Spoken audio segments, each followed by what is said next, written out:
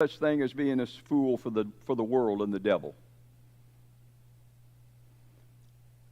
We've already talked about that spiritually, there are those spiritually wise that appear to be fools to the world that we live in. Let me tell you what, the world thinks that we are foolish to come here to this place today. Why do you want to go down there at the Lighthouse Church? Why do you want to go to any church and worship God? Now, we haven't been hearing from God lately. We don't see God in the midst of all the 9/11s in life.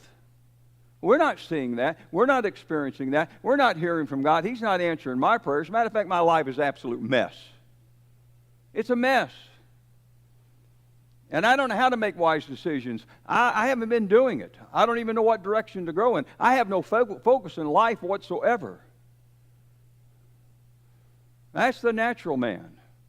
So the world looks at us and say, listen, those of you who want to pray, it's a waste of time. We know better than that, don't we?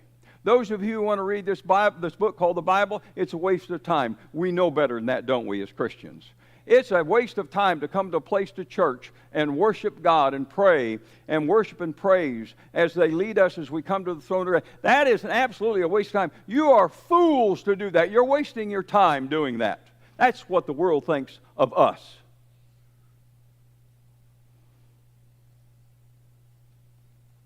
Now, the world, what we're doing is exactly what they want. That's what they're looking for. And all of us know people out there in the world. You know neighbors, you know friends, you know family members. Invite them to come. They might find out it might be a little bit different than what they thought. So the world thinks that we Christians, we are fools. That we're the fools, not them.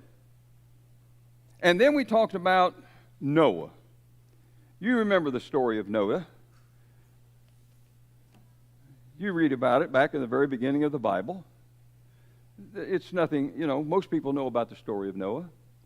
God came to this old man one day with his family. There was 8 in the family. And God says, no, I want you to build a boat. It's called what? The ark. I want you to build the ark.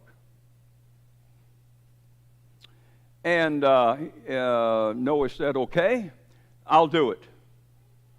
Not knowing it was going to take him years to build this ark. A long time to build this ark. Not going to do it overnight. He starts building it, and then the world around him starts coming and saying, Noah, what are you doing? I'm building a boat. For what? There's no water around here. We haven't seen water around here for ages. The rains haven't come.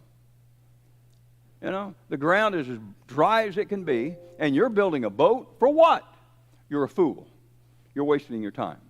So he kept building the ark, kept building it, and when he got it done, then what happened? Oh, the fountains started to rise. The rain started to fall. And here it comes. And Noah took him and his family, and they got on the ark before it was eternally too late. And when they got on the ark, who closed the door?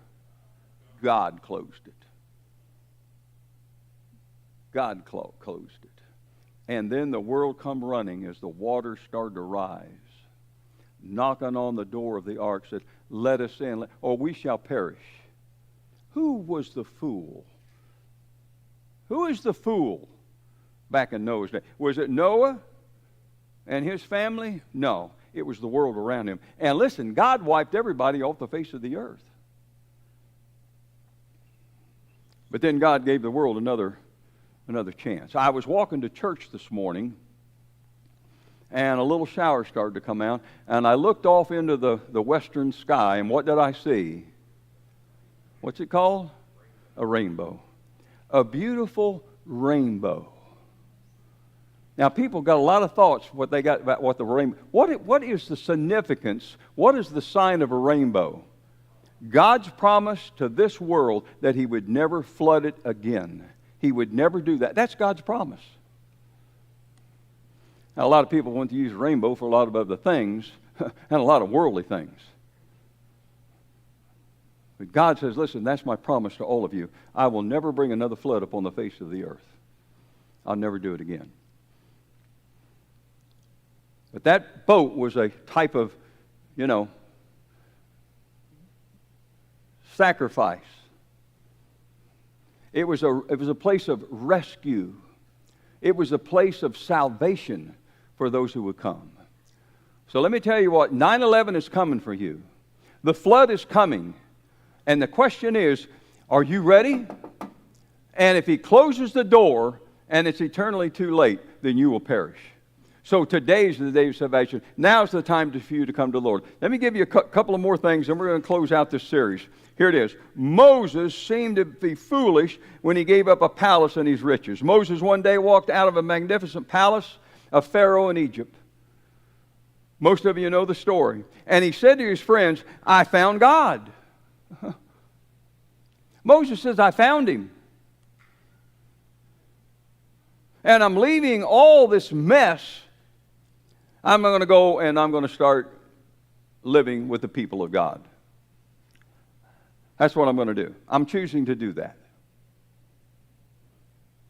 He took off his rich garments, put on the humble garb of those oppressed people, the Israelites who were in bondage with the Egyptians. He cast his lot with, listen, with a crowd of slaves, is what he did.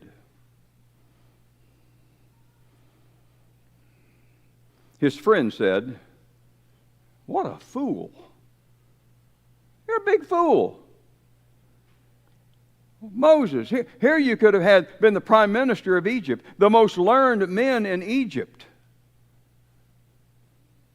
He was it. Here he is. Captain of the armies of Egypt. All the treasures of Egypt are all yours, Moses. And you want to cast your lot with a bunch of slaves? You're a fool. You are a fool.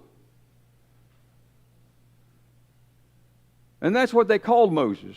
Human nature has not changed. Yet Moses, here's what he chose. If you go to the book of Hebrews, chapter 11. Let's go to Hebrews chapter 11. And somebody made it for him. That was a seamless robe that he wore. And that's it. There's no place that he exactly called home. He didn't have a mailing address. He didn't have an email. He didn't have something, where you could text him and respond to him and communicate with him like that. He didn't have none of those things. He didn't even have a church house, a church building that he went to every Sunday.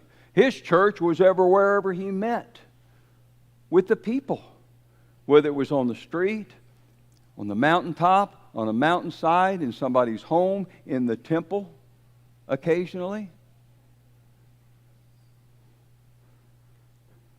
He didn't own anything. As a matter of fact, when he went into Jerusalem before he was betrayed in the hands of his enemies, he asked for a borrowed colt to ride upon. And he told his disciples, go, and he says, there's a colt there. I want you to go get it. And they went in, the disciple says, the master needs your colt. And they surrendered the colt.